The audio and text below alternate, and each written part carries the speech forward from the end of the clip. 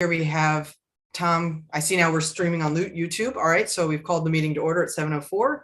And Tom Keegan is here. Hey, Tom. Greg Burnett, he is here. Hey, Greg. Barbara Smith. Hi, Barbara. Nicole Ayers. I see she's present, not on camera. I'm here, not on camera, guys. I'm here though. You got it. Nicole Ayers is present. Hey, Nicole. And last but not least, Heidi Alterman. Hi, Heidi. All right, we are here. We have a quorum. One member is not present, Diana Revolus, for the record. All right. So we are now ready to move on to public comment. And so is anybody, Anthony, anybody here for us to promote for public comment? Is there anyone from the public who wishes to speak? Please raise your digital hand. And it looks like we have none right now. We have none. All right. Okay, we have some attendees. No public comment. All right, for the record, no public comment here attending. But does anybody rather on the committee, including you, Chair Daniels, good evening. Do you have any correspondence from any constituents or residents from the past, what has it been, 2 months since we've met? 2 meetings? That's right. It's been about 2 months. No, my office has not received any corresponding from the public. Okay, excellent. Any council members present receive any correspondence regarding any agenda items tonight? Okay, I have not as well. So that concludes our public comment. So we will move on to approval of the minutes. Now we have 2 minutes to approve, given we have a special meeting that occurred on May 4th. And we have received those minutes thanks to Telesco. First I'll ask for a motion of approval. Anyone want to move the minutes? Oh, I see Tom Keegan's hand. I don't know if anybody else had their hand up. My apologies. So Tom Keegan, yes, you get the motion. All right. Any edits, corrections, changes that anybody has for these minutes? I'm scanning. I don't see any hands. I know, Nicole, if you can use either raise hand or you'll just let me know verbally, that's great. I do see a couple of misspellings of names for the record I'd like to change. And the first is the first name of Dewan Wiggins. This is in the minutes for April 20th, 2022. And it was under public comment on page 2, I believe. His first name, as I believe, is spelled D-A-J-U-A-N. Mr. Dewan Wiggins, that's his first name spelling. I also believe on the same page down at the bottom, Miss Sarah Johnson has an H at the end of her first name. All right, and that is for the April 20th. I think, can we move these minutes together? That's my assumption. We'll move them together. No, we have to move them separate. Thank you, Councilmember Burnett. So if I amend the motion on the table, Mr. Keegan is moving the minutes for the April 20th meeting. Is that, I don't think we have to vote on that amendment, do we? We're just clarifying. So April 20th is being moved right now as a clarification. Any other edits, corrections, suggestions to the April 20th minutes? All right, seeing, hearing none, we'll call for a vote to move. Oh, Ms. Alterman, was that a, no, you're good. All right, so I will call for a vote to approve these minutes as amended. All in favor can raise their hand or say aye. And now I'm scrolling back. That is, Ms. Ayers, are you aye or are you abstaining or against? All right. Well, let me ask, any abstentions? Any noes? All right, so I assume, well, that's Councilmember Alterman, Councilmember Smith, Burnett, Keegan, and myself, Johnson, and Ms. Ayers. Yes, thank you, Councilmember Ayers. So unanimous approval of those minutes from April 20th as amended. All right, next set of minutes. I'd like to ask for a motion to move the minutes from our special meeting on, I believe the date is May 4th, 2022. Do I have let me double check that. Scrolling up, yes. Do we have a motion for that to move those minutes? I'll move that. Thank you very much, Councilmember Smith. And so that has been moved. Any edits, corrections, changes? Seeing and hearing none. So then I believe we can ask for a vote on that. So all in favor of moving these minutes, approving these minutes, raise your hand or say aye. And scrolling through, I think, Councilmember Altman, you were a yes or no? Okay, yes, I'm scrolling on, for some reason it's locking the last speaker on the main screen here for me. And Ms. Ayers, so that's unanimous. We have moved the minutes. It's unanimous for the special meeting. All right, that moves us along here in this agenda. And next on our agenda is, moving back to the agenda from the minutes, is to have a discussion. First, we will hear our updates from our health department. Next, we have guests from Mid-Fairfield Child Guidance Center, their presentation. And then, as you see, then we will conclude this discussion with updates from our chief, Lamont Daniels, who right now I will pass the floor off to so he can pass it off to his amazing staff. Thank you, Chief Daniels. Thank you very much, Chair, and good evening, everyone. Good evening, committee members. So tonight, as Chair Johnson indicated, I'm really excited. We have a few presentations that we'd like to share with you, but as always, it's been a while since we did cancel last month. So Dan Diamore, our health director, as you know, and Brian Weeks, our epidemiologist, will share COVID updates, and then we'll entertain any questions that you may have after the presentation and discussion. Good evening, Health Director Diamore. Good to see you. Thank you, Chief Daniels. Good evening, everybody. So Brian's going to begin the update with an update on data and where we are with trends, and then I'm going to give some updates on the vaccine front. Thank you. All righty. Well, thank you, everybody. Brian Weeks here. So let me just start the presentation.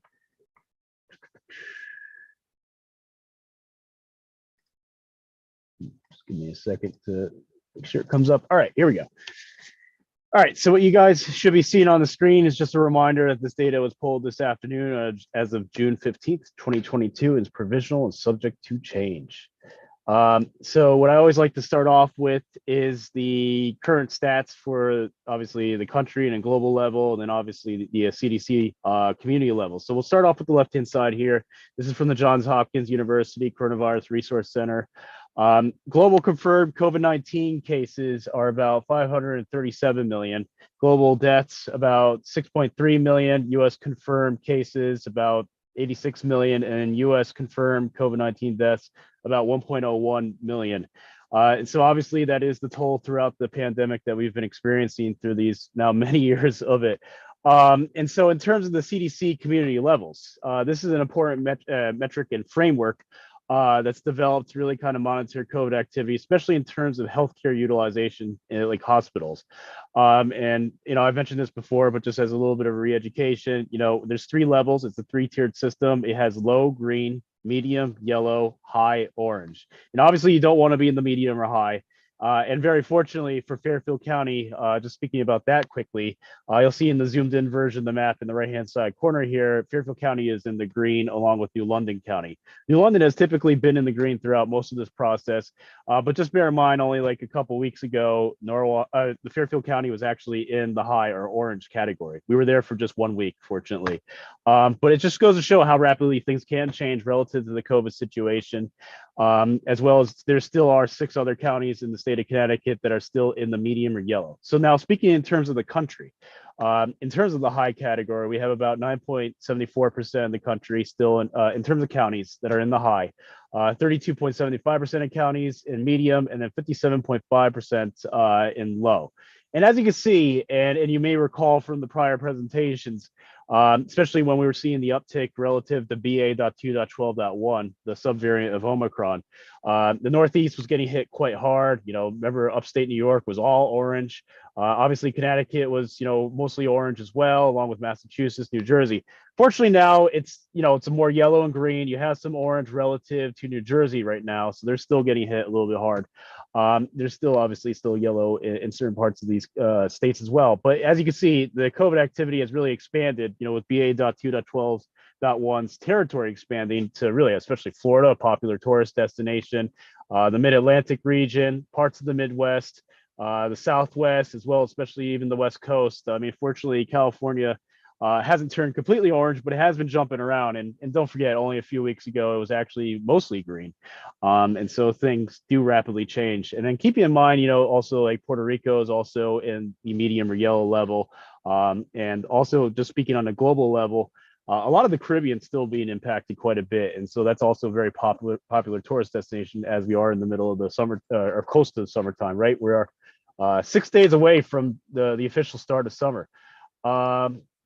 So this is, again, just a reminder what exactly entails the low category. So stay up to date with COVID vaccines, get tested if you have symptoms, wear a mask if you have symptoms, a positive test or exposure to someone with COVID-19, wear a mask on public transportation. So that's going to be really important relative to travel. And anybody could choose to wear a mask at any time, especially as a precaution if they are at risk of high or severe illness. So just wanted to mention that as well. But obviously this is kind of the categorizations, but we've talked about that as well in the past. So again, really the big thing to monitor is the variant / subvariant situation for the country. On the left-hand side here, again, as a reminder, the darker shades of purple is, BA1. Then we had BA2 enter the picture in the lighter shades of pink. Then we had BA.2.12.1 enter in the red-orange kind of color. And you can see how they all follow similar trends, like they slowly or gradually develop, and then, boy, they start really growing. And that's what we've been experiencing relative to BA.2.12.1. And it's really been the forerunner and very directly proportional to the COVID activity we see with all these counties and throughout the country and consequently the world. But as you can see here now, there's shades of green. These are for BA4 and BA5. So these are some new subvariants that have been circulating for a little while. It's not something new, but they are picking up speed, as you can see, especially for the recent 2 weeks. And so they are also suspected to be new drivers of another wave of COVID activity. So right now, in terms of the proportional breakdown for the week of June 5th to the 11th for, the country, you have BA.2.12.1 at about 64%, BA.2 at 14%, and continually decreasing, and then BA5 at 13.3% and BA4 at 8.3%. And so if you look at the regional map on the right-hand side, this is kind of telling an interesting story and kind of goes in line with what I was mentioning before. The Northeast got hit quite a bit and quite hard with BA.2.12.1. It spread from there to the rest of the country, but we still have the largest proportion in terms of new cases that are for that subvariant. Now, as you look at the rest of the country, what's kind of interesting, because these subvariants are competing for territory, right? They're infecting individuals that are susceptible. You can see on the West Coast and the South and the Southeast have the largest proportion of BA4 and BA5. And so what we should anticipate is that trend's probably going to jump to eventually the Northeast in terms of that increasing proportion of BA4 and BA5.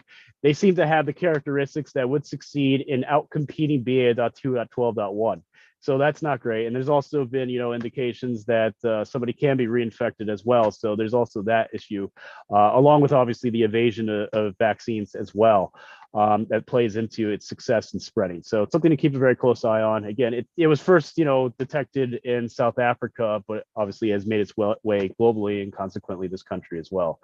So with that, looking at kind of more of the immediate situation in terms of hospitalizations for the state of Connecticut, this is again from the State Health Department. So looking at for July 2021 to June 15th today. So the most recent report that came out from the state. As you can see, we have about 272 COVID-associated hospitalizations for the state, which is good. It's a downtrend from, again, the prior weeks where we peaked at 383. So it's good news to see that it's decreasing. It's still hovering back and forth, still seeing some minor impacts related to the Memorial Day weekend because it takes time for people that have been exposed to manifest the illness and consequently expose others and cause that chain of transmission. But for more or less, it's been more mild than, it obviously could have been.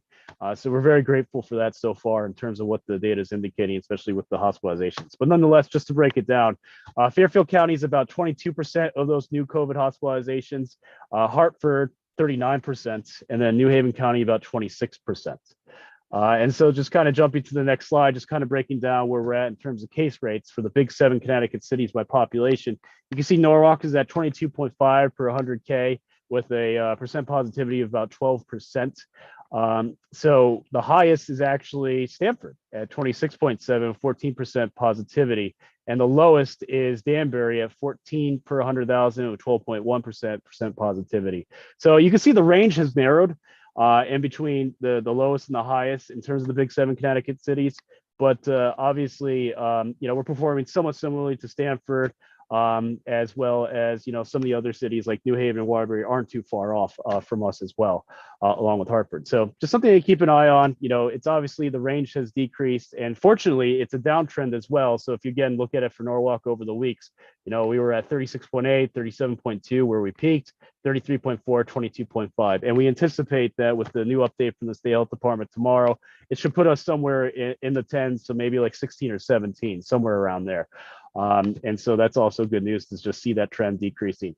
So in terms of the total pandemic impact for the city of Norwalk, we're about at 23,300 total cases, 271 total deaths. In terms of age group proportions, again, this is not a bad thing to see in terms of the current activity. So again, this is data reflective of May 29th to June 11th. We do at least have the largest proportion, the usual suspects in terms of the 30 to 39-year-old age group. So that's usually where it always kind of formed a bell curve and peaked over there. But as you can see, the 50 to 59-year-old age group is at 18%, so not too far behind, which is, again, it's usual for the recent surges of Omicron, not necessarily usual for the entirety of the pandemic. So it is, again, emphasizing the fact that for this older age group that, the vaccine effectiveness has waned because, you have the primary series and then you have the booster shots. And so there's obviously room for more of these individuals to be, that are eligible to receive this booster shot vaccine. There's more opportunity for it because obviously consequently more of these individuals are presenting as cases. Because as you can remember, the vaccine not only helps with reducing hospitalization, it also helps reduce some transmission because, obviously somebody's not experiencing as strong illness and therefore they're not going to expose as many people. So there is that emphasis as well. But then in looking at the younger age groups too, you do have 10% for less than 10 years of age. So, there is still a dispersion, a wide age group dispersion, but fortunately it's more centralized where it usually is or tends to do in its natural state. In terms of vaccination, as we were talking about, so this is the most recent data up to June 8th. You can see how for all ages for initiated vaccination, so it means getting at least one dose of the vaccine, we're at 88.77%, fully vaccinated 79.73%, and then additional doses received 42.36%. So again, emphasizing my point about booster doses. So you see for 65 plus, and we'll focus on the additional doses received at the moment, that's implying at least one booster shot. You got 83.2%, which is good, right? It's great to see that, keeping in mind that we got to the rough estimate. These are all census estimates, so they're not perfect, but, essentially almost everybody 100% for fully vaccinated for 65 plus. But then as you can see with booster doses for 45 to 64, you only have almost about 58% in terms of uptake. 25 to 44, you only have about 37% uptake. 18 to 24, 30.22%. 12 to 17, 29.13%. So again, it follows that linear trend. The younger the age group, the less uptake of the booster doses. Now, keep in mind, there's a lot of things that play into this. Obviously, temporally is an important consideration. And also, just people, the emphasis in terms of booster shots, in terms of people getting that has been variable in comparison to fully vaccinated as well, whether it's the workplace that may require things of that nature. So that's also something else to factor in. And it's also have gotten a little bit confusing in terms of who's eligible as well, as obviously more guidance keeps coming out and things keep changing relative to those brackets, age brackets. But nonetheless, that is something really important to keep in mind. People who are eligible for their booster doses. It's important to get these, as especially we kind of manage these various waves of these subvariants of Omicron, and as well as anything else that may come up. Staying up to date with that, the vaccination and maintaining that high level of immunity to reduce that severity of outcomes, as well as, just the manifestation of infection is going to be really important. But again, also even for fully vaccinated 5 to 11-year-old age groups at 41.64%. So another thing, as an opportunity to the summertime, as schools are about to conclude this week, just kind of factor in our outreach efforts in our various capacities and with various partners and community organizations. So I just wanted to emphasize that point. So again, flu still out there in the country. Also even with the Southern Hemisphere, which is currently, 'tis the season for them, their winter time, and so they're getting hit, pretty hard in comparison to us, and naturally that vice versa when we enter our winter time. But nonetheless, as you can see, the Northeast is doing better in terms of flu. So it's more or less at that higher level of minimal activity, if not low activity when you factor in New Jersey. You can see how, especially again, the Southeast with Florida, pretty high activity or very high activity in terms of influenza-like illness being reported. Then you also have like New Mexico and Nevada. It's also experiencing a decent amount of flu activity, and other portions with other states that are somewhere in the moderate category. So that is still going around, and something else to consider as well when we think of respiratory illnesses, even with this great weather that we're all kind of experiencing right now. So again, this all prompts the reminder about, what we should do and what we can do to obviously effectively mitigate the COVID-19 in our community with these various waves of, BA.2.12.1 that's still kind of running the show, but also BA4 and BA5 that's anticipated to also cause another wave, especially for the Northeast at some point, so it's something really important to kind of consider. In terms of testing, that's 4 days a week. And so that's again at Lockwood Matthews Mansion, lower parking lot, 295 West Ave, Norwalk. So it's 2 to 5 p.m. Monday, Tuesday, Thursday, 10 a.m. to 2 p.m. on Saturday. Then there's also at-home tests, making sure people are aware of, especially with the COVID.gov, they can order those tests free of charge. Also get free face masks from the government in regards to just, again, mitigating, say if we enter, especially to the medium level or especially the high level, making sure people are wearing masks in indoor settings, indoor public settings at that point in time. But nonetheless, just the at-home test. This is a reporting portal for us, that will make us aware at the local level, and our contact tracers will reach out and provide guidance as well. So that's also a really helpful addition and opportunity for the community to engage and get additional guidance, because the guidance is obviously not the most simple. It's pretty complicated in some ways. But nonetheless, vaccination, we have the link here just for everybody to kind of keep in mind that, vaccine clinics are still ongoing, and, obviously in terms of eligibility, as that, constantly changes, and be mindful of that, especially what we've been hearing in the news as of late, some changes in regards to that. So keep in mind, we had the biweekly report. The most recent one just came out last Friday. So the new one will be coming out the coming Friday next week. But that's also, again, accessible on the city webpage, Twitter, and Facebook, and definitely check it out for the most up-to-date guidance and comprehensive guidance as well in terms of everything going on with vaccination testing and things of that nature. So just to mix it up a little bit, just a reminder that, we're also pretty much at that point in the summertime. And so we have to keep in mind vector-borne illnesses. So you have to remember ticks are out there. People can run the risk of exposure to ticks, especially their pets.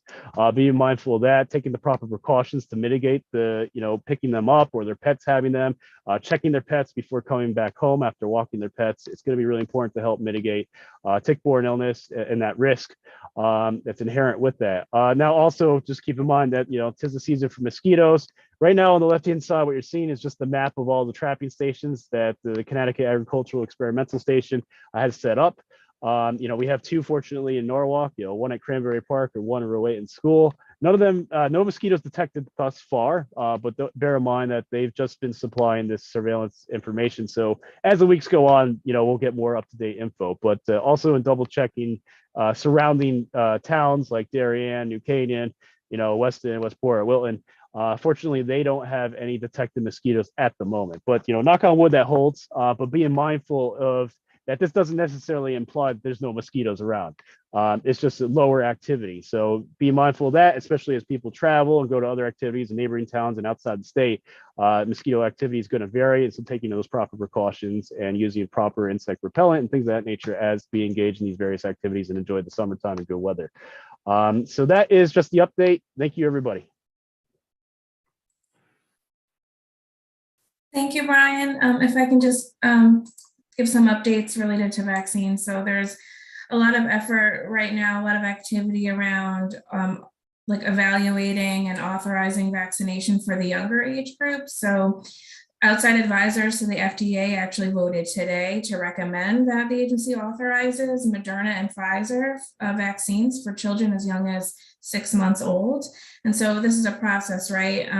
FDA still has to formally evaluate it, and the CDC. So the CDC is going to be meeting actually, I think it's Friday and Saturday to issue their own recommendations. So we could see formal authorization and recommendation for vaccination for, the 6 months up to, the 4-year-olds, so up to age 5. like next week at some point or this weekend. So more to come on that, but I just wanted to let everyone know that process is moving forward. I know there's a lot of people that have been waiting for authorization for that younger age group. And so there's the Moderna vaccine and the Pfizer vaccine. And then Moderna also has a vaccine for those who are 6 years to 17 years old. And so that is also going through the process of getting recommendations and authorization. So that's moving forward. The outside panel also recommended that. So CDC is going to be evaluating and considering all of these different vaccinations, but I think they will be prioritizing the evaluation of those that are, under the age of 5. And I just want to let you know, so on the local level, our staff have been doing outreach to pediatrician offices to see, who's planning on vaccinating their patients. And if they aren't planning on vaccinating their patients, what's their plan in place for recommending the vaccine and then also referring out to outside providers. And so we're evaluating community capacity, and we're going to be working with some of our other partners to make sure there's vaccination opportunities within the community. So, we work really closely with Community Health Centers, Inc. on their vaccination, as well as, Griffin Health that does the vaccinations for the state health department, Norwalk Community Health Center, all our key partners. And then just one other thing I wanted to highlight, if I'm sure many of you saw this in the news, but the CDC has rescinded their order to require a negative pre-departure COVID-19 test prior to a flight to the United States. So that just came out recently. So I just wanted to highlight that as well. And those are our updates. Excellent. Thank you so much, Director Demore. I see we have a few questions. Councilmember Burnett. Yes, thank you, Chair Johnson. To Brian and Deanna, I'm just curious now, now that summertime is coming and we're seeing outdoor concerts and events at the beaches and stuff, are we providing any communication or guidance at these events so that people don't, I'll say, put their guard down and think that everything is okay? And I'm just curious if there's any communication that's being done at these events to keep the public educated as it relates to not having us slip from all the good work that we've done and have an uptick in the spread of the virus. So I'll just start by saying, we've worked really closely with all the other city departments throughout this process on the recommendations and the guidance. So I want to give a big shout out to Recreation and Parks for all that they've been doing throughout this pandemic for their guidance related to events and other things. So, we've worked really closely with them as different events have been held in terms of guidance. But, the general message is that we still have, like Brian was saying, it's really been dependent on this new guidance from the CDC related to the community levels, which has been very much focused on vaccination. That's been the big push and the big message, moving forward and making sure, we have the right hospital capacity, at any given moment. And Brian, I don't know if you want to add anything.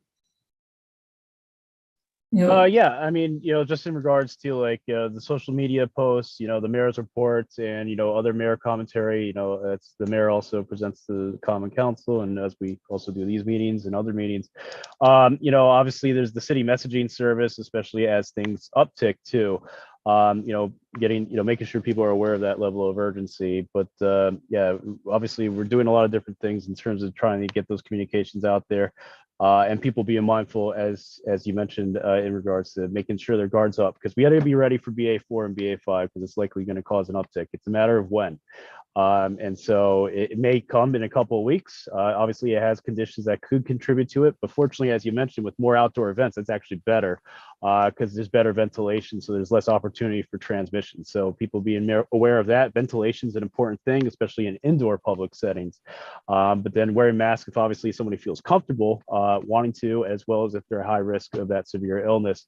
But then also making sure that testing resources are readily available so we can detect that early and start seeing that uptick and get those communications out there as things kind of really keep increasing. But yeah, just keep in mind that, BA4 and BA5 is just the big kind of delta at the moment that can technically change things. Fantastic question, Councilmember Burnett. Any other questions or comments about our presentation from the Health Department? I have one on behalf of everybody who almost is age required. I know is 50 for the second booster. Is that right, Director Demore? So for those of us who are like almost but not quite, do you have any insight as to when they may start moving that down? So that's a great question too. So, another thing that they're looking at is the composition of the vaccine moving forward. And so some of the new research and development specific to Omicron variant. So I believe, they're meeting over the summer, to look at the different, so after they move through looking at the younger age groups, now they're going to be continuing to look at the composition of the vaccine moving forward. So no, nothing specific in terms of booster recommendations for those under, the second booster under the age of 50. But I think, we might see some additional recommendations after they look at, the composition of the vaccine moving forward. Excellent. Thank you. That's great to know they're kind of meeting about, well, how we're going to move forward with boosters this summer. So thank you very much. That's good info. Any other questions, comments? All right. I'll just say that, since we haven't met, I don't know if I mentioned this, but the reason we canceled our May meeting, it was the exact night of the vigil for those in Buffalo that had been murdered. And so that was an important moment to be with the community. And so given that we haven't met with you all in 2 months, so it's interesting to see what the virus has done in those 2 months. It's also just to remind the public that particularly the Facebook page of the Health Department is such a great resource. So you can catch up on some of the great things you all have been doing too on the Facebook page. It's a really great resource. So thank you all for sharing that information with the public. It really is fantastic. Thank you, Chair Johnson. Thanks for that plug. Of course. No, it's good. Of course I follow you all, but it's really good stuff. So everyone take a look because it's really great to get that information in between meetings. So, and lastly, I think we're good. Any other questions for our epidemiologist, Brian Weeks, or Director Demore? Questions, comments? I don't see any. So I think that means we can put the meeting back in your hands, Chief Daniels, for the next part of our discussion. Thank you. Thank you all, Health Department.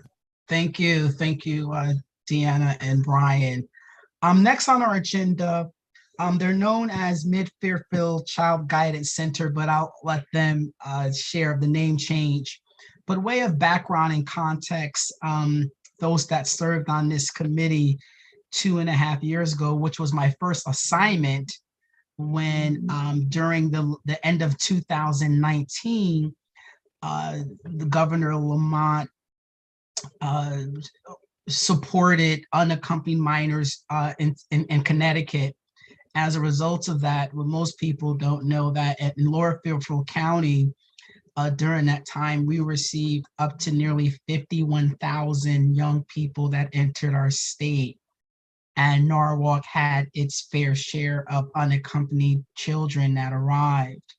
And two and a half years ago, under the former superintendent's leadership, they needed additional services to support this new rise in student population. And also, as my department was being formed, we also observed and learned of the many traumatic experiences that these children experience, either whether in their origin of country or their journey to the United States. And I personally have learned more and more.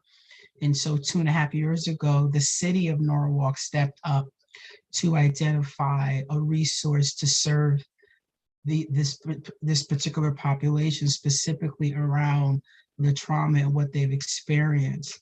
And we are fortunate to have the expertise in our community, which is that of Mid-Fairfield. They are the only organization that provide this specific targeted service. So 2 years later, we continue to partner with them. The city has been very pleased with the services that they offer, again, specifically addressing and working with this specific population.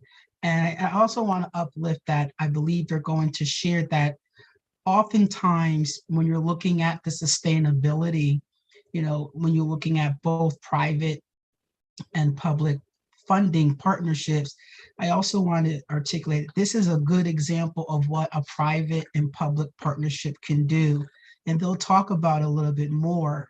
However, through this investment that the city makes every year to support, they have been able to expand and leverage this investment to expand their services that they'll talk about.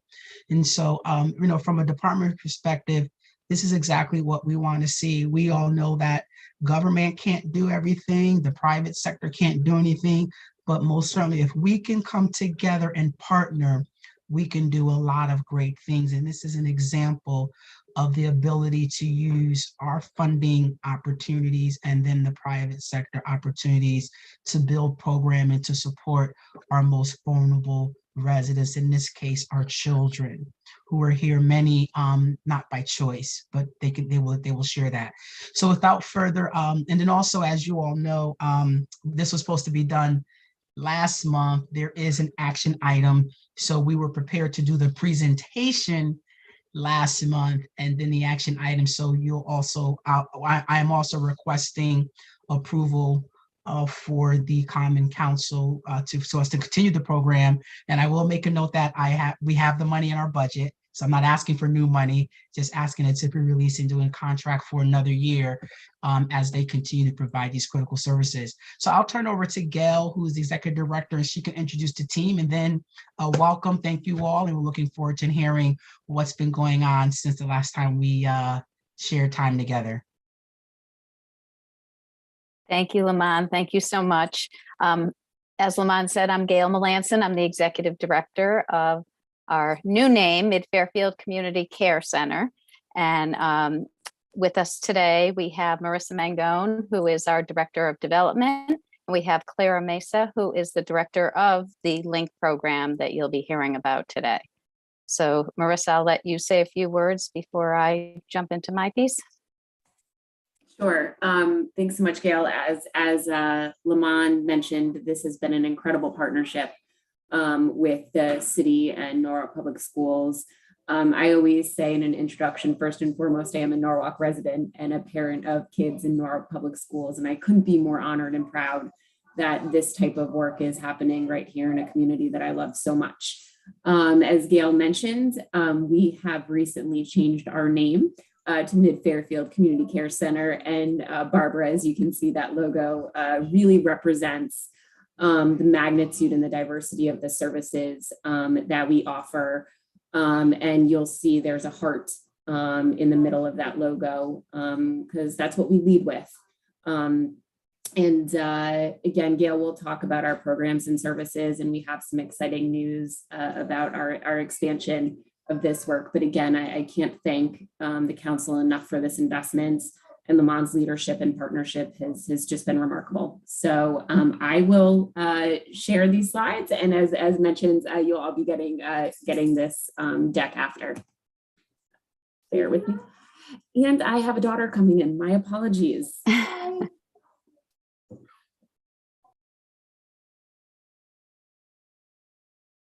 Okay, thank you, Marissa. So for those of you that don't know who we are as Mid-Fairfield, I'll just run through quickly. We've been around since 1956 in Norwalk. We are considered the safety net for families to make sure everybody has access to private mental health services and that they are not excluded due to finances or language or culture. So equitable access is really our emphasis. We have outpatient mental health services. We are located on East Avenue as our physical office, but we're also in schools, we're in the community, and we go into homes. We serve over 2,000 children, adolescents, and adults across all our programs each year. Most of our staff are trained in evidence-based treatment modalities. All of our practices are trauma informed, meaning that we look at individuals through a trauma lens to help understand how trauma has impacted individuals and potentially caused a lot of the challenges that the children and families are experiencing. All of our services are offered in English and Spanish, and we also offer services in Creole, for our many clinical services and care coordination services. And for any additional language, we do use Language Link. And so basically any language that a family, their native language, we can access Language Link to support the family. We have an annual budget of 5.1 million, which has been increasing and will probably continue to increase. And for those of you that don't know, in 2018, we affiliated with Clifford Beers, which is located in New Haven. And we are still our own 501c3. We do our own fundraising, but we share back office costs and back office services like compliance, HR, billing, and things like that. But we still do our own fundraising and all of those things. Marissa, did you want to add something to that? I was just going to add, the partnership has really allowed Mid-Fairfield to focus on its core competency, which is delivering quality care and comprehensive care to the children and families that we work with. So by being able to shed those back office functions, as Gail mentioned, we've been able to significantly increase our budget and expand our programs and services. I think it's a model that, is incredibly beneficial, and we're really excited about the partnership. And in terms of our name, we were Mid-Fairfield Child Guidance Center. That kind of just reflected more of the traditional outpatient services, but over the years, we've become so much more than that. And we are really in the community and providing wraparound care, care coordination.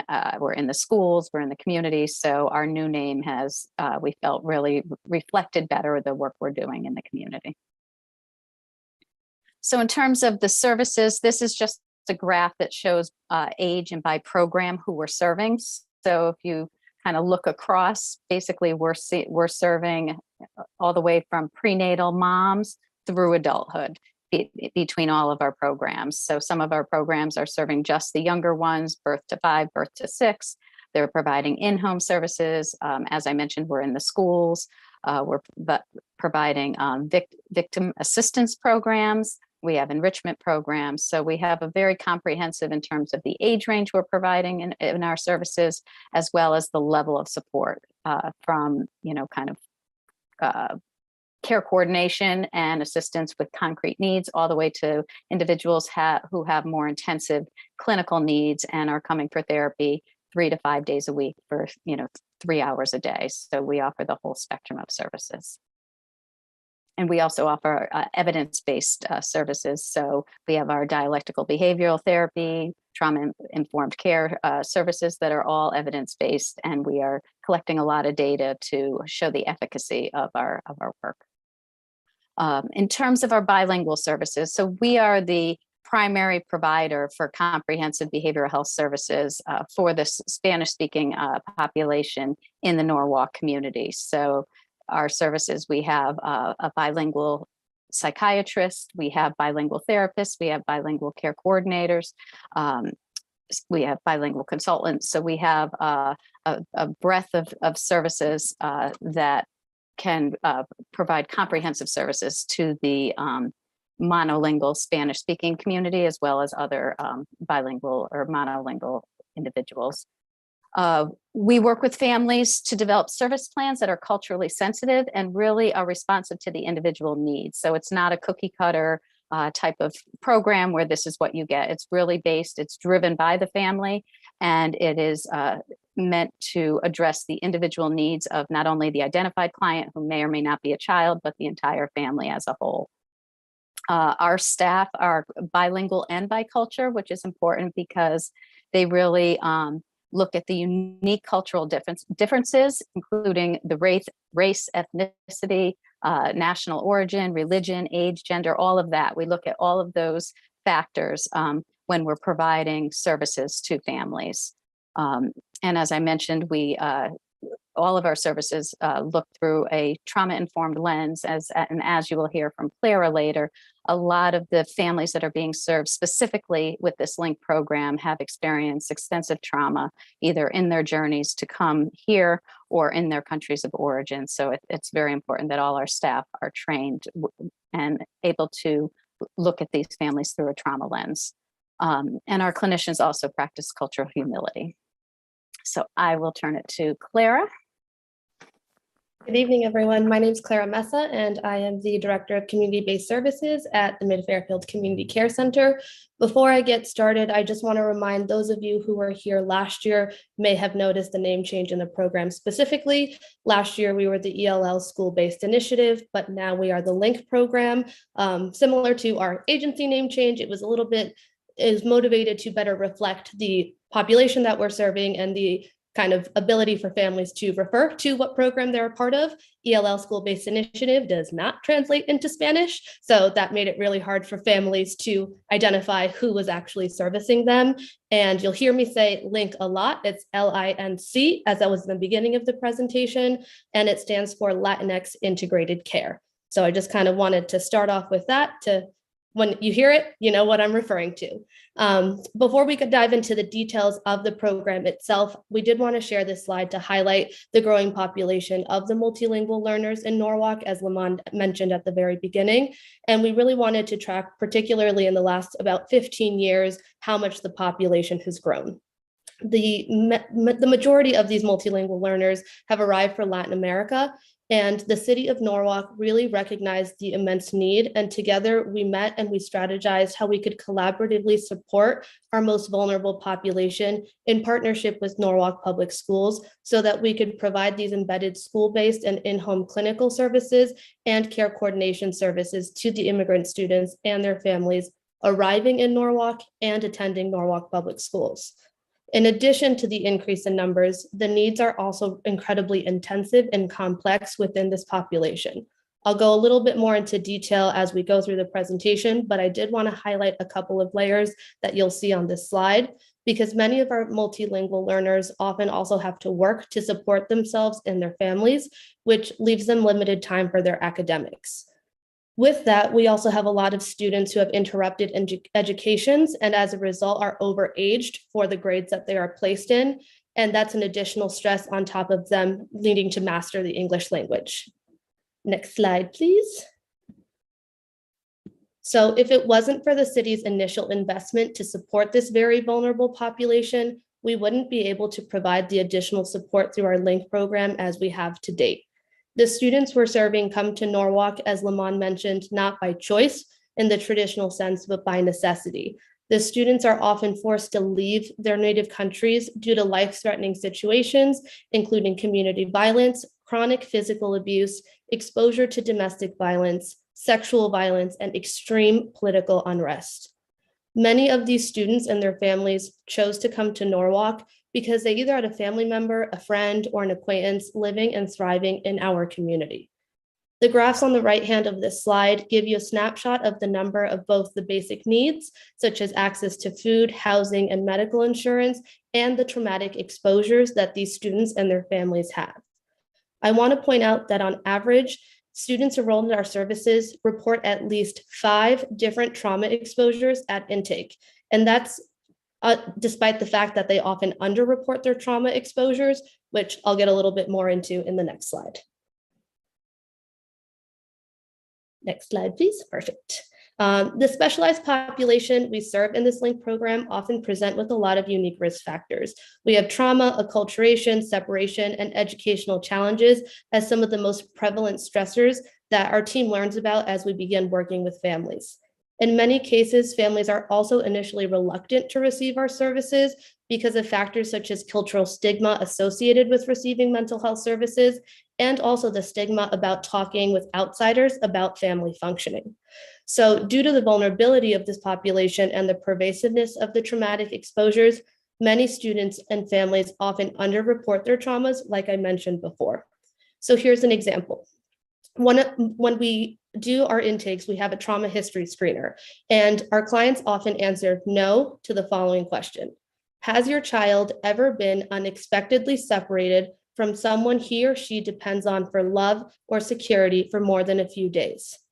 As we listen to the individual narratives of our students, we've come to learn that a very high percentage are in fact unexpectedly separated from a loved one because they're either coming to the US unaccompanied, they're being separated and detained during their migration, and or they're coming to live with a new caregiver that in many ways is a stranger to them. So it's by educating these families with regards to what trauma is and how it impacts the body that we can start to provide healing and hope. And it's by providing these social emotional supports to the students and their families that we can also educate them with regards to the expectations that we have in our school system here. We want caregivers to be active participants in their child's education, and by increasing the positive communication between the caregivers and the schools, families also feel more welcome and involved, and then that makes them want to be more participant and involved in their child's education, but also their school activities.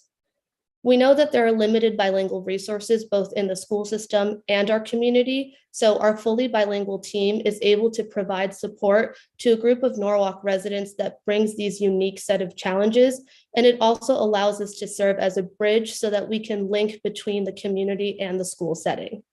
The work that we do is critical, and we're so fortunate that the city has entrusted us to be able to provide this specialized population with the specialized treatment. So our service delivery model, it's been designed to deliver culturally sensitive interventions to this population. We currently have 2 clinicians and 2 care coordinators, all of whom are bicultural and Spanish speaking.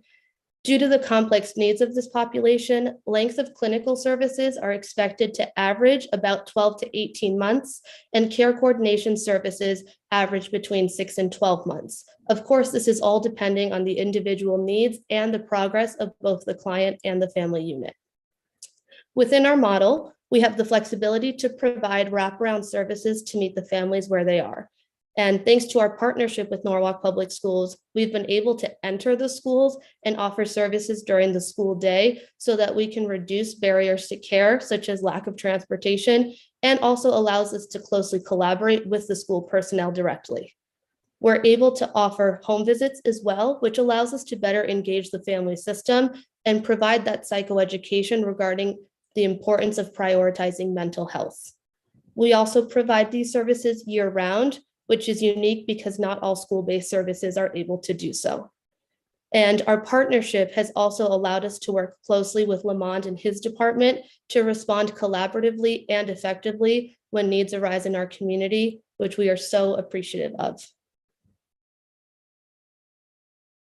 So how do we help? One of our goals as a program is to provide families adequate support in order for them to achieve a greater sense of self-sufficiency. Our care coordinators and our clinicians work with families to help identify and connect them to community resources so that in turn they can be empowered to continue to access the supports independently. So for example, if a family is provided the contact information for a local resource, we encourage them to reach out independently. During the next session, the care coordinator would follow up on the outreach, and if the family has not yet made that first contact, the care coordinator may offer to call with the family so that the family can feel successful. Now, the care coordinator in many cases is able to call on behalf of the family, but that's not empowering them to navigate the resources independently, and that's really what we want to try to push. Because as we increase the number of connections each family has to the community, their sense of safety and belonging also increases. And many of our families express that they want to stay in Norwalk as long as their means allow. Another goal of our services is that we want to strengthen interpersonal relationships and self-worth, not just of the students, but also their family unit. So we provide that psychoeducation to both the caregivers and the clients through a trauma-informed lens to help them understand the presenting symptoms. We also offer to accompany and support families in meetings with other providers, which can include things like PPTs and DCF case reviews, which otherwise might be incredibly overwhelming and intimidating to caregivers who are often unfamiliar with these systems. We launched our initiative amidst the pandemic, which definitely came with its fair share of challenges. But as we all know, it also further accentuated the importance of addressing the mental and behavioral health needs of our most vulnerable population in our community, our youth. So from March 2020 through March of this year, we've received about 100 referrals and have been able to provide either care coordination and/or clinical services to 74 families. As you'll see on the top right, We have between a 70 and 100% rate of kept appointments, which is comparable to our outpatient clinic, and it's higher than our statewide benchmark. On the bottom right, you'll see that 75% of clients that completed treatment demonstrated at least a 5-point change in either overall functioning in their daily life and or their problem behaviors throughout the course of treatment. On average, families have also demonstrated a decrease of 2.5 basic needs per household as a result of the care coordination support. Our program satisfaction data on the bottom left tells you that families enrolled in our services feel that their cultural and ethnic background are both respected and understood. The families also report feeling more equipped to handle crises after engaging in our services, as well as building a support network that extends beyond us as providers. And this again speaks to the goal of self-sufficiency that I highlighted before.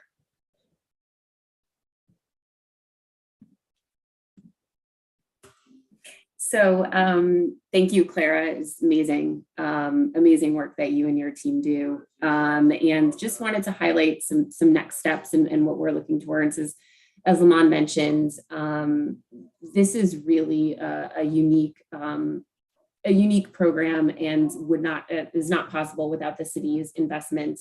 And we've been able to leverage the city's investment to secure additional funding from private philanthropy to add an additional team, which we are incredibly thrilled about. And the district has realized that, and the philanthropic community has realized that, and we're really excited. So we are in the process of recruiting a new team, clinician and care coordinator, which will allow us to expand our services. And I know that the philanthropic community is really looking to engage with both the city and the district to see how we can further, this work and hopefully add additional teams to be able to support this population. We continue to work collaboratively with Norwalk Public Schools to streamline the referral process, workflow and protocols. We meet monthly with the team at Norwalk Public Schools and meet regularly with Lamont as well. We are also looking to expand our outreach within the school to classroom teachers and other support staff, and not just the administrators within the school, because they are the frontline workers working with the students day to day. We're looking to continue to support NPS in the community and responding to the crises impacting bilingual and monolingual Spanish-speaking students, and continuing to partner and participate in community-wide efforts with other providers. So again, we could not be more grateful to the city and entrusting us with this incredibly important work. And I just want to add that I think this work really launched a really strong partnership with Norwalk Public Schools, and we've been able to provide Absolutely. mindfulness in the elementary schools. We've been able to have embedded clinicians in the high schools to further support all high school students that weren't necessarily being able to access services. There's been many partnerships that have kind of grown as this kind of was the jumping off point, and I think it's been very successful. And that's it. So we will open it up to questions. Lamont, do you want to? Thank you. So thank you so much again, Gail, Clara. There's Marissa. Everyone moves around. The thing was moving. I was like, where everybody go? So thank you so much. So I'll yield back the time to our chair to facilitate Q&A from our council members. Thank you so much. Thanks, Chair Daniels, Chief Daniels, and thank you so much. I'll defer to my colleagues at first, but I just want to thank you for this presentation and for the care with which you presented this information to us. The thing that came through to me was it's not just about your metrics, which were very impressive, but it's about the heart at the core of this program and your work. So with that, I believe the speaking order is as hands were raised, I hope. So I will call on Councilmember Keegan to start us off. Thank you. Thank you, Madam Chair. I have a question. Does Norwalk Public Schools also provide mental health services to some of the students? Are you talking to this specific population, Council Member Keegan? And yeah, I'm just curious. I know that Mid Fairfield does, you know, a great job with the people they work with, but are there more that the public schools themselves provide service for? Yes, sir. I can speak to it. I know our chair, we participated, I think it was last month.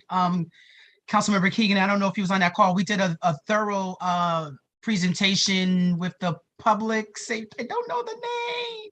So yes. So to your question, yes, the school provides a variety of mental health services as well. So I think specifically for this part, this is a special, unique service, and so we work with the school on, you know, what can the school do, but clearly the school can everything, and what is beyond the school regular scope. So that's how this unique partnership was developed and designed. But most certainly the school, and we partner with them, and we actually have a large meeting tomorrow to continue that partnership. And the chair, I can't remember the name of the meeting. I'm sorry, it's blanking me right now. Right, Public Safety and General Government Committee. Yes. Yes, last month had that meeting. That's right. And we And had the that's on school YouTube. share all their services and what we're doing and how we're partnering with them to really let the community know how we all show up to support our students. Thank you. That answers the question. Thank you, sir. And just what we hear from the school social workers and the guidance counselors is it exceeds their capacity many times, because they have so many students they have to provide within IEPs, that students who may not have an IEP but might be in need of mental health services, it becomes a matter of what are the resources that and who can serve all of these students within the school day. Thank you. Yep, now I understand. Appreciate it. Thanks, Councilmember Keegan. Councilmember Burnett. Yes, thank you, Chair Johnson. I have two questions. One is somewhat related to Councilmember Keegan's question, but my first question is, the Board of Ed recently opened a family center, which was promoted to be kind of a one-stop shop for families within the Norwalk Public Schools. Do you have a presence at that family center? That's kind of the first question. And if you don't, why not? And then the second question is related to, again, back to, I think Councilmember Keegan's question in terms of, is the Norwalk Public School Systems providing any type of services? Well, let me rephrase it. Can you clarify to me the referral process? I'm not quite clear what work does the Norwalk Public Schools, how many steps do they take before they say, we need to get your team involved? So, you know, are there activities and services that are overlapping? Because I'm not clear on how students and families are referred to you so that you can engage your process. So is the public schools doing A, B, C, and D before they say, okay, we need to now pass this issue over to your team? So how does a youngster get identified to you all, Gail, and what does that process look like? First the family center question, and then the second. Okay. Yeah. So, and they're kind of tied together. So I can kind of answer it all tied together. So we work closely with all of the resources that are in the public schools. So the family centers is one resource. Teen Talk is in the schools as well, from, the family centers as well. So there are multiple services within the district. And what the schools typically do is try to triage some of these families and individuals. So if an individual is struggling in one area, the social workers or the guidance counselors will try to identify, either are they going to provide the service? Is it beyond the scope of what they can provide? Or sometimes they are providing the service and realizing it's beyond the scope. Something, and Clara, feel free to jump in if I'm, if you have something to add, but The advantage, as Clara said, that our program can provide that the family center can't necessarily or doesn't necessarily provide, and in addition to what the school can provide, is we can be in the home. So if there is an individual or a family where a lot of the work seems to be family oriented, that might be a specific referral that would come to us based on that specific need. So that's one example of how a referral would come to us. But there might be another example where a student may not be engaging with a school social worker, or there's care coordination needs in addition to clinical needs. So then they would make a referral to our program where we can kind of provide the care coordination and the clinical support. A student who may not be showing up to school might be another example of a referral where we can really work with the family, go into the home, try to figure out how we can help that student to get into school. Claire, I don't know if there's anything else you want to add. No, I think the only thing to add to your question about the family center, we do work very closely with them, and we have contact with some of the folks there that as they're doing the registration process for some of the newcomers, if they're identifying that there might be additional needs, they reach out to us so that we can collaborate to see if they would be a good fit for our program. But that whether we have a direct presence there at this point in time, I would say no. And the way the referrals come in is they typically are coming directly from the school. So right now our teams are working with specific schools that were identified by the district as higher need schools, and which is why a third team is going to be so crucial, so we can provide additional support to additional schools. So usually the schools will be the one to triage, or it could come from the family center. Great, thank you. Excellent. I believe, unless you have a follow-up, Councilmember Burnett, on those. Okay, excellent. Thank you, Councilmember Burnett. Councilmember Smith. Yes, thank you, Chair Johnson. First, I'd just like to thank you for the presentation and for the very fine and important work that you have been doing with our kids.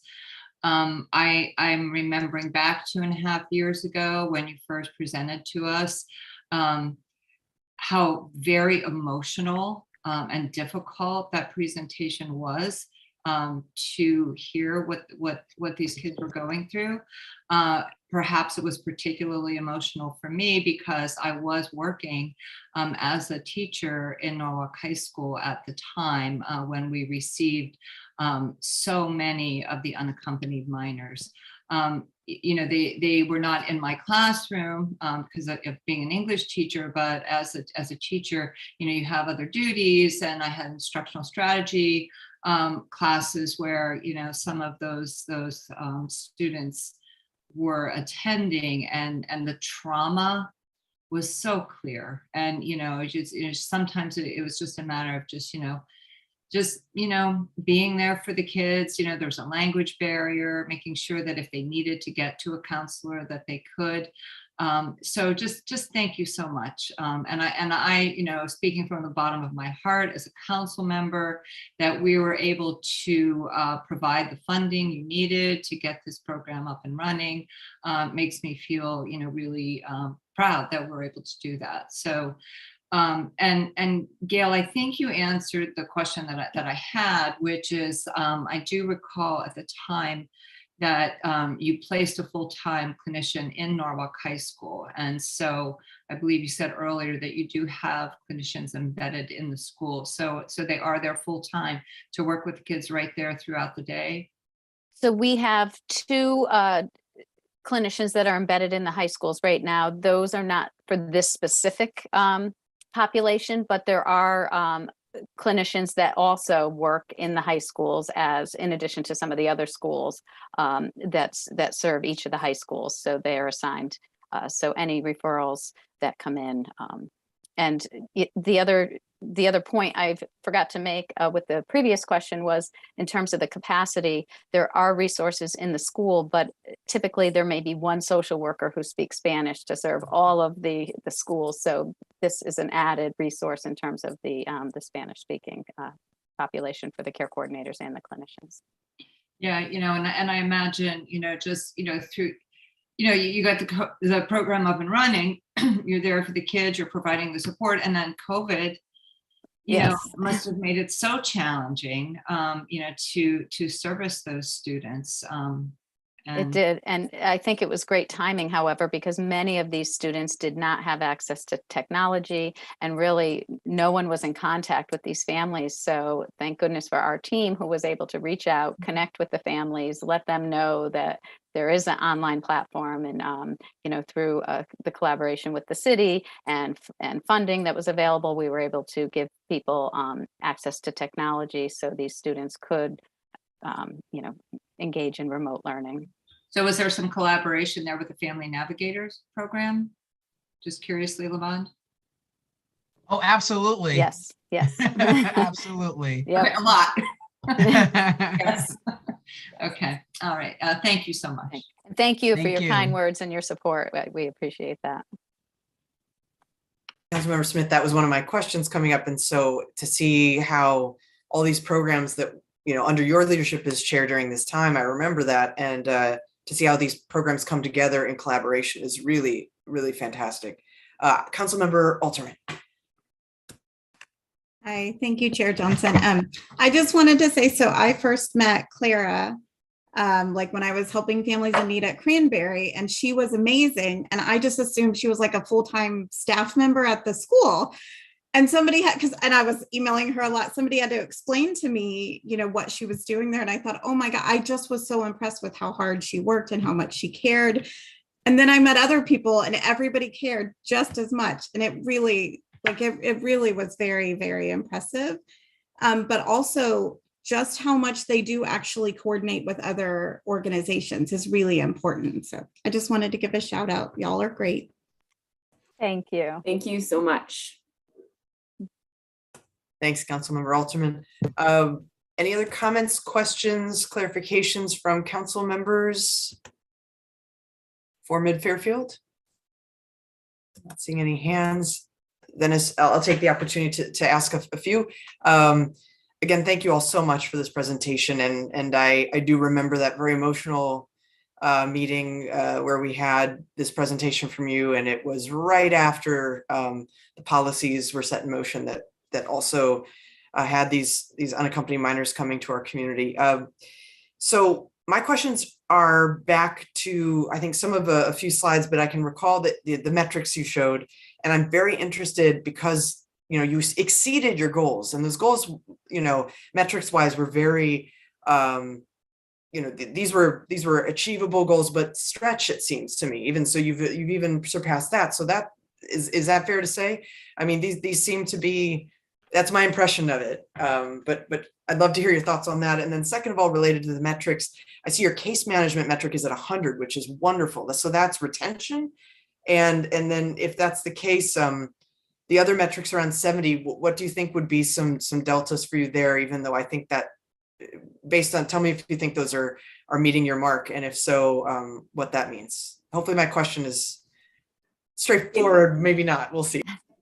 Gail, can you let Clara, not to throw Clara right into it, but I think Clara has such a unique perspective on how she's able to engage, her team is able to engage families, and then Gail, we can chime in after that, but I think Clara can provide some insight into how those metrics, why they are so impressive. Absolutely, and thank you for the question. I think first and foremost, our team being fully bilingual and bicultural allows for the engagement, which can be very difficult with this population. It allows for the engagement to have a reduction in a barrier, because we are also very persistent in reaching out to the families. And I think, as Gail mentioned earlier, our partnership with the Norwalk Public Schools has allowed us to build relationships at the school level. And typically it's the schools who have the initial relationship with the family. So when they're referring to us, they're able to not just say, I'm referring you to this program. They're also able to say, someone named Clara is going to call you. Here is her phone number, because I am always the first point of contact to the families. And took some kind of working out the kinks, but we have learned that having the families have a direct name, contact, and a sense of who we are really diminishes some of that stigma and some of that fear with regards to who is that's calling me because it's an unknown number. Do I answer? Do I not answer? And really having that relationships with the schools has allowed that intake process to go a lot smoother over time. And I think with our metrics, because our families build that relationship with us and they get that sense of we are there not just for their child but the family as a whole, and we can be present in their home, we can be present at the school, we can be present over the phone. We have that flexibility that for a lot of the families who have very demanding work schedules, we're able to use their lunch break creatively to have that contact with them and kind of mold our schedules to meet their needs. I think a lot of the mental health field, it's meeting families where they're at. But for us, it's starting families where they're at. It's not meeting them. It's you tell us, you drive the bus, you tell us where we need to meet you so that we can join you in the process. And I think that's really helped to drive some of the data that we're able to present to you tonight. Excellent. Thank you so much for that, Clara. And I think you're right. And I see in the chat, Councilman Alterman, do you want to, just for the record, state what you mentioned? Oh, sorry, I just took a bite of food. Okay. No, all I wanted to point out was there were the family navigators, I think, had been trying to work with a lot of families and were hitting a lot of resistance at first and didn't understand why people wouldn't accept their phone calls or return them. After working with Clara, and Mary Oster was one too, they realized they need a phone number that's coming in, they need a person's name, and they need like a general time of day when they would get the phone calls. Once that was sort of confirmed, they hit the road running or whatever, and they were really able to get services. And it seemed like such a small thing, but it was really, really important that they took the time to make that connection. Thank you for that clarification on that. I appreciate it too. And I got you while you were having a bite, so I said, we're good. Thank you. And to me, what that sounds like, and the reason I asked this question is because those metrics are really important to demonstrate, success, and is your program doing what you hoped it would do? But it seems to me that this exceeding goals then is because of this trust building, is what it sounds like to me. And the personal touch and the accessibility of the program seems unique in that way to me, based on what you're saying. So I think, for those metrics, I guess for what I'm saying, are there any targets you'd like to look forward to hitting that you think this further investment will help you do? Because I know that's a lot of what you want to do, is expand the program based on the success so far. Any insight on that, about kind of goals you might have relative to the new expansion? I think to your point, word of mouth is so important in our community as a whole, but particularly in the subset of population. And I think as we've existed for about 2 years, we've seen the power of word of mouth help the engagement. I think not necessarily a metric that is easy to quantitatively measure, but the adjustment period and the joining period of the clinical and care coordination services takes a very long time because of the hesitancy and the resistance. So my hope is that as we continue to increase our presence in the community, and now that we have a name that can be said both in English and in Spanish, it'll help families be able to say, oh, have you heard of Link? And we've actually had a couple of families refer other families that attend one of the schools. And that to me is very powerful, because we all know it's different if you hear it in a brochure, it's different if you see it on a website versus hearing it from someone who you trust. And so I think it's not necessarily a metric, but it is something that I'm hopeful to continue to put at the priority and be able to expand upon. That's fantastic. And I don't mean to be overly emphasizing quantitative metrics. I know there's qualitative that are very important as well. So I appreciate that data point too. Yes, Councilmember Burnett. Yes, thank you, Chair Johnson. I guess my question is around the future. We're 2 years in to this program, and and we're starting to hear the word expansion and enhancements of the program. And when we do that, that comes with more financial commitment. And, you know, and the problem's not going away. It's increasing each and every year. So when will we, or maybe you have, when will we take a step back and say, what will this look like 4 years from now? Because, you know, we can't fix it by just constantly saying expand, expand, spend more, spend more. We have to look at this strategically to say, what do we have to do differently with what we have to address this growing problem? And when I say we, I'm saying Board of Education, City of Norwalk, all stakeholders. Because my opinion, we just can't keep saying we're going to expand to address the question. We have to strategically make some changes that can have an impact within the allotted financials that we have to put towards this program. So is that on the table for discussion to say, what will this look like 4 years from now, 6 years from now? You know, students are going to keep coming into the district. They're going to have issues. How do we address this without simply saying we need to expand the program? Councilman, I would like to at least speak to it a little bit. And with respect to your question, I think it's bigger to say, you know, what can we do? I think it's bigger than that, specifically around, and I think it comes from a fundamental belief that as a government, as a municipality, do we have an obligation to serve all residents that live in our city? And because this is so complex, you know, our state has welcomed immigrants. We are a welcoming community. We are a welcoming city. And that if children and families or individuals come to our city and that require this specific service, I think we do have an obligation to support.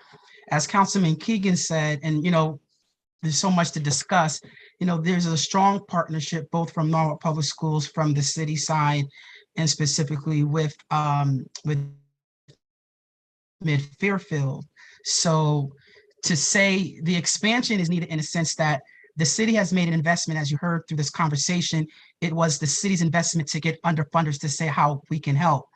And as you also heard, it was because of the city's investment, funders are saying we would like to do more. I want to specifically say in this particular meeting, I'm not asking for additional funding.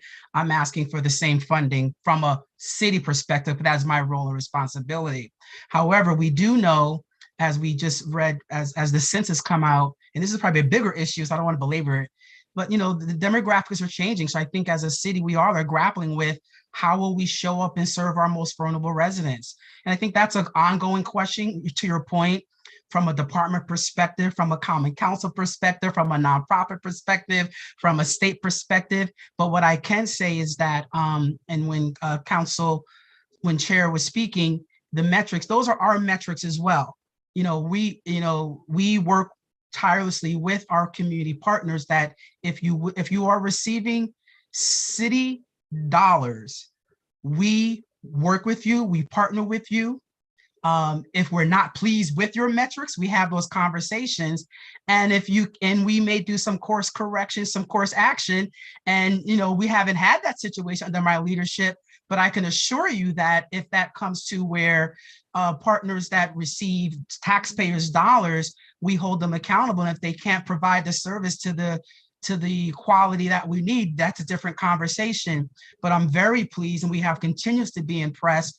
In fact, Mid-Fairfield has been featured statewide as a model because the city of Norwalk should take pride that we made this initial investment and funders are coming to the table. And they actually did a presentation to speak on this issue. So I think to your point, you're right. What do we do? But I think it's a little bit more complicated for us to answer on this level, because if residents are moving into our community, we have an obligation to figure out how to serve, of course, most cost effectively, but also identify, as you heard, those evidence-based programs that we know they work. They've been proven. Data and science says that these interventions work, and we will continue to look at that, but we'll also continue to seek other funding other funding opportunities to support, and very pleased that Mid-Fairfield did not come back to this to say we need to expand because the need is there. We thank you for that investment, and because of this investment, we are able to expand because we're not addressing all the young people that are there. We need support, and for those that participated on the mental health call, it was very clear that our children, our students have suffered because of COVID, and we are unable to meet the need, which is why, my department and the providers are meeting tomorrow, and we will continue to meet to help strategize what can we do, how can we do it, and then there may require resources to meet the need. And so I would love to continue to have this conversation, but I think that, from where we are today, we're doing what we can with the resources we have, and we're very pleased for the philanthropist organizations to acknowledge the great work that our city has done and say we want to be a part of it to help serve many children in the Norwalk school system, specifically our unaccompanied children. Yeah, thank you for that response. The focus of my question is essentially what you said, that I just want us to remain strategic and Yes, sir. always think 2-3 years out, and not get caught up in, well, this is what we have to do today, but at some point take a pause and say, what will we look like 2-3 years from now? And what are the needs? And what might we have to do differently to address the situation 2, 3, 4 years from now? So that was the essence of my question, just to keep us ahead of the curve. Thank you. We have some really great partners to ensure we're doing that collectively. Thank you, sir. And the only thing I would add is just, with mental health, the earlier you can intervene and the earlier you can provide support and services, the better it is for the community as a whole, the individual and the family. So as we're providing these services, not just at the high schools, at the elementary school level, to hopefully support the family early on.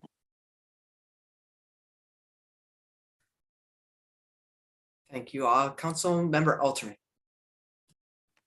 Thank you. I guess I will echo what Gail said. I believe I would invest more in these types of services because I think they reduce the need for police interventions, for emergency service interventions, for children that maybe didn't have the resources to get set up with state insurance to be able to have medical appointments, and then they develop a chronic lifelong disease. I always believe in pushing social services more than I think people are. So I'm actually thrilled with what the city did before and how well they're responding to the task that was given. And I think people are looking forward too. So I understand all the points, but I think they're doing great. Thank you, Councilmember Altman. Any other comments, questions from our committee members? Just doing one more look on the Zoom boxes. Okay, well, it's on a final note, it's just very wonderful to hear that because of our initial investment in that 2.5 year ago meeting, that the philanthropy community has seen the investment and the return on that investment in our people, and that they want to be a part of this too. And that I imagine that will be hopefully part of the future, is expanding those relationships. I'm seeing nodding, that's great. And final note, just that this is one of the ways in which, there's so much to be proud of here in our city, and that we are leading on this, and that we are looked at as not just a model, but a beacon for how to help our people who are most vulnerable, is a real point of pride, I think. And I'm grateful to have this conversation all together this evening, a very rich conversation. So thank you all so much for the presentation. And I believe that we will have the action item at the end of our meeting, if I'm not mistaken, Mr. Daniels, or is it more appropriate perhaps to have it right now? What would you? That would be my understanding. Once we do all the discussion, do that last, but Very good. I'll yield to you. Very good. I think that's as written is as we should or can do. I don't see no reason to change that. I just wanted to run that by you. So please, thank you, Mid-Fairfield. We will return to the action item after our next report, which is from our chief. Thank you so Lamont Dan. much. Thank you, Gail, you. Marissa. You do not have to stay on. If you want to, you're welcome, but you certainly don't have to stay on. We do have some other discussion items that we are, I guess that's me. So thank you again and good Thank you. evening. Thanks for your support. Thank you. So there's a few things that, we would like to always lift up before I get to the agenda items. I just want to call out that I think it was mentioned, we just want to encourage all Norwalkers who may be viewing or view this later. We worked from the Community Services Department perspective, we work to promote and put up on all the city social media platforms, variety of key citywide resources that all can benefit from. So I just want to remind residents that if you have not registered on the city's website, www.norwalkct, please do so to get alerts. So every time something's posted, you would get an email, because we do use many of those social media platforms to share. In light of that, and Council Chair, I did receive your email yesterday. Lieutenant Governor Bisowitz was here to promote the 2022 child tax rebate credit. And we were also very fortunate that last Friday, we actually had Deputy Commissioner Biello to speak to the larger community provider network for this committee. Every other Friday, our department hosts the citywide community provider collaborative. I think every time I say it, I call it something different. I got to get a name. I'll think of something to call it. And we continue to have over 60, 70, up to 80 of our nonprofit partners on that call. And that is the way that we get information out to our nonprofit community. So as they are serving our residents and the many facets that they do, they also have additional information that they can share. So for the purpose of tonight, just want to remind our residents that Connecticut, this is not the federal program. So as it was discussed on our call, this is not a loan, and this is not, this is money due to you. You are not asked to claim it on your tax return and be considered income. This is something that our state is doing.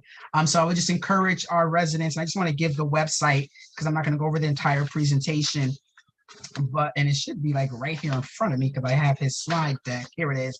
I just want to encourage our residents to visit the website, and the website's not even on here. Oh, I'm sorry, please forgive me. Oh, to go on the website, which is portal.ct.gov, or call the telephone number 860-297-5999, and they also have all languages. So just wanted to promote that. I did catch your text at the latter part of the day, Chair Johnson. So thank you for that.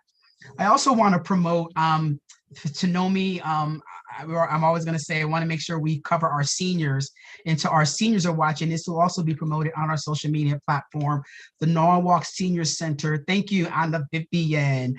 The Norwalk Senior Center will be promoting a workshop called Must Have Documents. The time may come when you are unable to express your wishes concerning your medical treatment or financial affairs, and there are certain documents that you must have in place for those that desire certain things to take place. So this will be a training at the Norwalk Senior Center, located at 11 Allen Road in Norwalk. To sign up, Norwalkers, that number is 203-847-3115 to make sure all things are in order. I got a lot of stuff on my table. So through you, Chair, I want to share an update. We made a commitment both to this council and to those that have spoken in various public comments for the Equity and Justice Initiative. So I want to inform everyone that on May 11th, we promoted the job description, the position for the Equity and the Equity and Inclusion Officer. That position has just closed, so we are now working. So it's been open for a month, and has just recently closed last week. And so we'll be working with our new HR manager. So I'm asking again, I know people say, well, you gotta be patient with me, that our new chief of HR has joined us. So we've had met and we've talked, and we look forward to going through what our normal process would be to do our panel. And then the top 3 candidates will be then submitted to Mayor Rilling, and then Mayor Rilling will then select the best candidate. And just want to remind this council and those that are watching, this is a normal process. We're following our normal regular protocol and procedures and when we're hiring, and we look forward to doing that. And we're really excited that we are moving. We're working with our HR department to identify those that have qualified will be that first round, and then we will select those 2 for an interview. So more to come on that, but we're continually to move in the right direction to hire the city's first equity and inclusion officer. And then lastly, just a short update that, again, thanks to Common Council for the approval of the first round, if you will, of the American Rescue Plan Act Community Recovery Fund. So we are in the process of issuing contracts to all of the awardees, and periodically, as I talk with the chair, similar to what you all just heard, the organizations will be required to present metrics. Most of them are federally determined, so they're not our metrics, but I think the federal metrics are pretty good to share how organizations are using the funding. I also just want to elevate again that we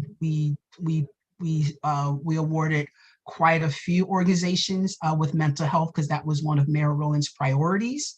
And so I definitely would like to keep the mental health issue before us, because that continues to be a need.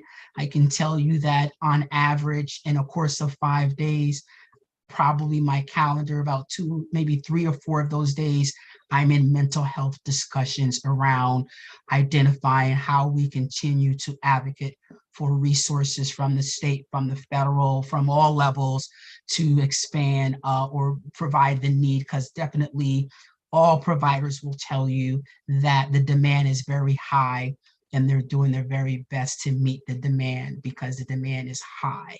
And then we also have to remember those that are on the front lines, the one that provide those services.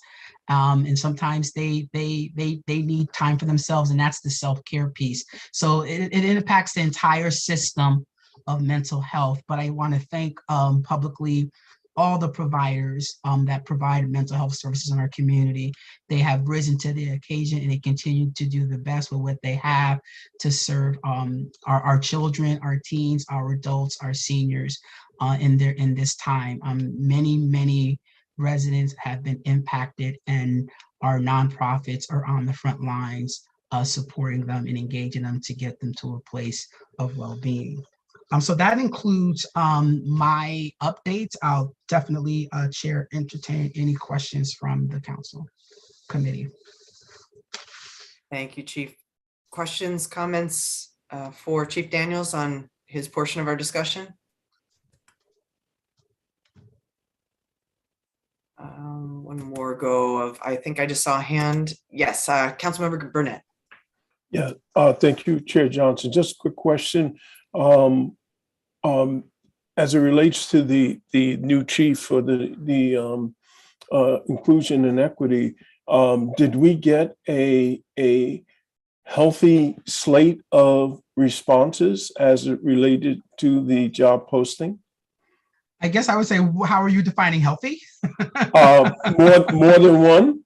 Absolutely. More than 10. All right, good. Yeah. More than 10.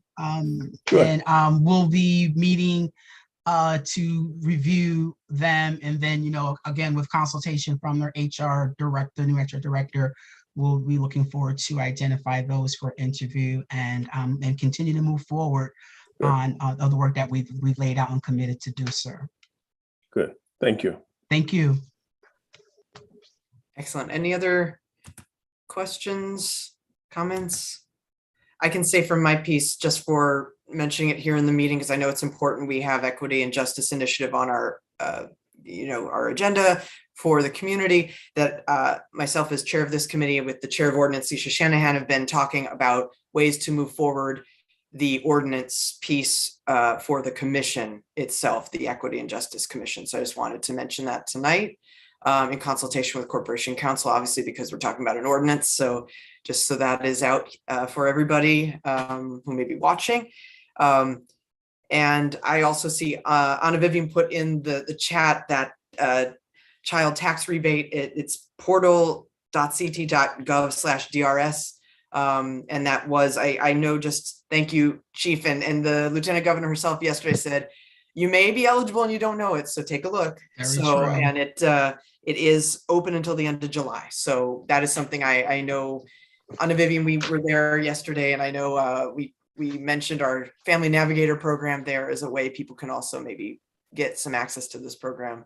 Again, connecting those dots. And there it is again for those, maybe not on YouTube, but for those right now on the Zoom, you'll see that. Thank you all so much. Excellent. Any other comments, questions for our chief here, Chief Daniels? I don't see any.